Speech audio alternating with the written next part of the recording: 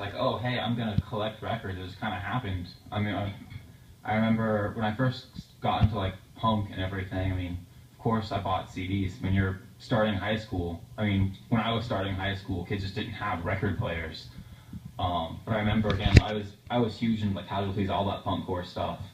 But searching for records, they always had 7 inches out that weren't available on CD and things, or extra tracks. And I mean, I wanted that. It almost became a necessity to have to start collecting them if I wanted to listen to any of that stuff. I've never really downloaded music, so I mean, I wasn't gonna pirate like a record and not actually have it. Yeah, I know, because one thing, a lot of the times I'll have like T-shirts or stuff that I'll be trying to sell, and a couple times you approached me and said, I want this shirt, but I don't have the record yet, and I don't want to own the band shirt if I don't own the record. Yo, if you don't own the record, don't wear the merch. I mean, I don't like to use the word poser, but that's where that stuff comes from. I mean, that's a big thing for me. If you don't own the record, don't wear the merch. We all back that up. I mean, when you do that, you're just proving punk is fashion. It's not. Sure, why not? I bought a Minor Threat shirt in high school before I ever heard them. That was the last time, though.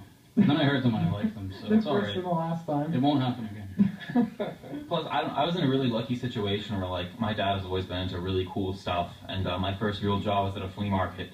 So, I mean, I just kind of inherited a bunch of... came to you. I just inherited a bunch of cool records from my dad, and then I was at a flea market every weekend, so I mean, people are always selling records at flea markets, and before I knew it, I just had a collection. We have a question here submitted by Preston. Could you talk a little bit about Katy Perry? Oh man, that's my girl. What a babe. She's so dreamy. And do you have a Katy Perry collection? I do. I do have a Katy collection. My question wasn't necessarily do you have a Katy Perry collection, but how big is your Katy Perry collection? For a long time, I was kind of knocking CDs because I mean I prefer things on vinyl, but she doesn't. I mean, she's a pop artist. There aren't a lot of records of hers out there.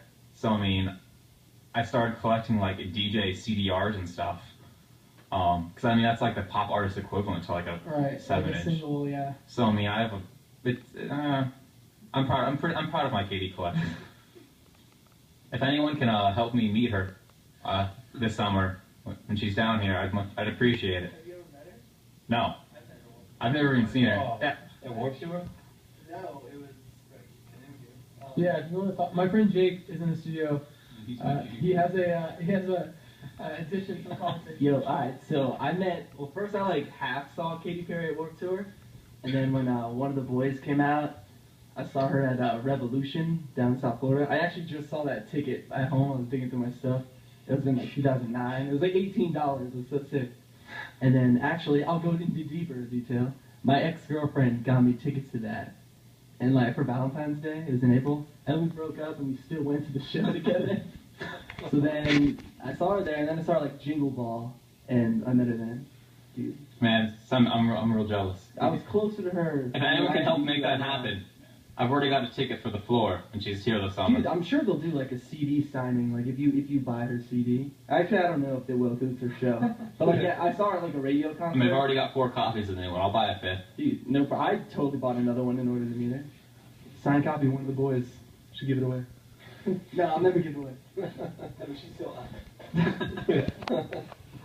So, Preston, you were talking about Publix earlier, and I was wondering, what was I think, was it a Publix sub you were eating beforehand? Yeah. Okay. So, your love for pub subs has clearly been expressed, but what is the worst meal you've ever eaten? And possibly best, but I figured your best The worst ever. would be a pub sub. So. No, the worst ever was a can of Campbell's clam chowder when I was sick and 12 years old. And I ate the whole thing. It was a family-sized can. And that all went out quick. It went in and then it went out back through my throat, you know. My best meal ever? Yes. Reuben's at Chicago Diner in Chicago with sweet potato fries on the side and a milkshake. Great. Yeah.